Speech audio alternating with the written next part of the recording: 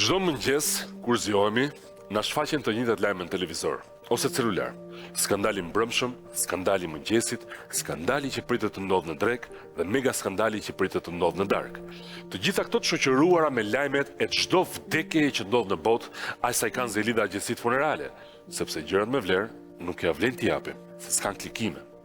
Më pas janë dhe programet ku politika bën lavazh special truri, kujtal me premtime, tonelata me gënjeshtra dhe pak gram seriozitet. Institucione që janë ngritur jo për të shërbyer popullit, por atij që i ka futur në punë. Edhe kultura nëpër lajme, po ta shihni, është gjithmonë në fund. Pak para horoskopit. Madje horoskopi nuk mungon kurrë. Kultura. Politikanë që mendojnë që për të gjitha gabimet që kanë bërë dhe bëjnë, të vetmit që duhet paguajnë janë qytetarët. Prandaj dhe fjala përgjegjësi për politikanët nuk ekziston. E ndërsa një pjesë e madhe e shoqërisë pretende dhe humbet kohë që këta që kanë 10 vite duke gabuar të bëjnë mirë, ne po humbasim çdo ditë qytetar të vyer që i vetmi gabim që kanë bërë është që u rritën duke bërë mirë pa kërkuar asgjë në këmbim. Çmimet që rriten, të rinjt që bëjnë valixhet, prindrit e tyre që i përcjellin me lot, dhe ne që vazhdojmë të përballemi çdo ditë me betejën ndaj padrejtësive, duke ecur si fantazma nëpër një qytet të shtrëmbruar që s'e njohim më dhe ku vështirë të gjesh diçka që ketë mbetur ende në këmbë e njëjtë, njësoj si nga familja jonë. Të gjitha këto të bëjnë të duket sikur shpresa po shuhet dal nga dal, si drita e një qeriu, të ndihesh sikur je thjesht një nga shumë ingranazhet në duart e atyre që janë pushtet. Të ndihesh sikur gjithçka që ndikon në jetën tënde vendoset diku larg, në zyra që si ke parë kurrë, nga njerëz që si ke takuar kurrë, dhe më e keqja, që kurrë nuk kanë pyetur vetën jo, por as neve, nëse e kanë bërë mirë detyrën ndaj qytetarëve dhe atdheut. Dhe ne në këto ujëra kemi notuar, si popull, keq e më keq, sa keq, s'ka më keq se kaq keq. Gati i dim rolet që do kemi në shoqëri që kur ngjizemi, nuk ka nevojë të na mësoni kur vim në jetë.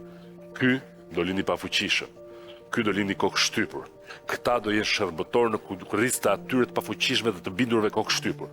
Këta do lindin të shtrëmbër dhe do shtrëmbërojnë këta të drejtët, që i shtrëmbërit të ngjajë i drejtë dhe i drejtit të ngjajë i shtrëmbër.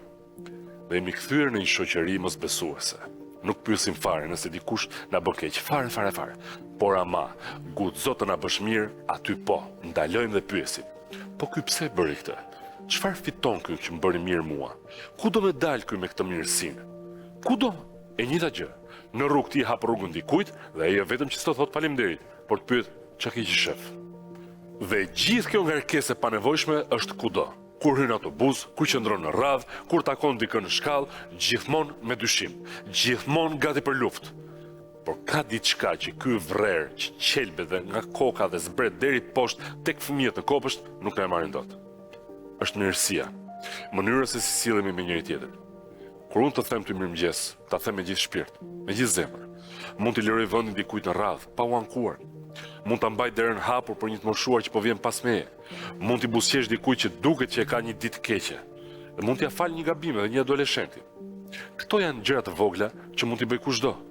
Dhe madje shkenca e ka treguar dhe ka provuar që kur dikush të sillet mirë, përveç se të zbukurohet dita, je i prirur të bësh edhe ti diçka të mirë. Sa do të vogël.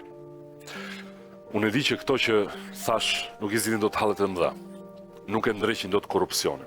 Nuk na e ulin dot çmimet, nuk e rregullojnë sistemin e drejtësisë, apo spitalin ku nuk gjejmë dot ilaç, dhe nuk i kthejmë dot as ata që ikën.